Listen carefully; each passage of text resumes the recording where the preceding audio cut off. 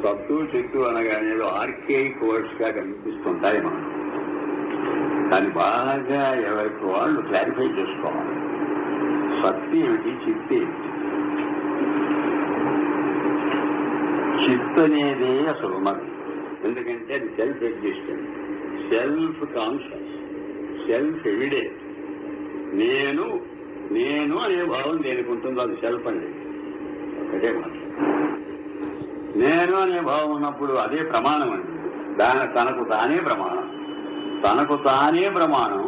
తానున్నట్టు మరొకటి ఏది చెప్పనక్కర్లేదు. దాన్ని టెస్టిఫై చేయవలసిన అవసరం లేదు.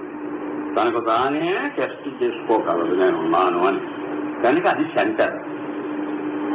అన్నిటికీ మొట్టమొదట ఉన్నది ఏమిటి రానంటే ఆ నేననే భావం.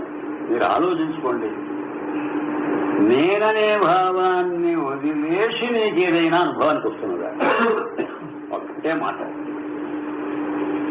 ఏదైనా సరే కాక నువ్వు ఎంత ఇన్వెస్టిగేట్ చెయ్యి, నేననే భావము మొదటిది. అది ప్రిసీడ్ అవుతుంటుంది ప్రతి దానికి. తర్వాతనే ప్రతి ఒక్కటి వస్తూ ఉంటుంది. ఆ నేనుకు రిలేట్ అవుతున్నదే నాది. ఆ నాది పాజిటివ్ కావచ్చు, నెగటివ్ కావచ్చు, మనకు అనుకూలం కావచ్చు, ప్రతికూలం కావచ్చు.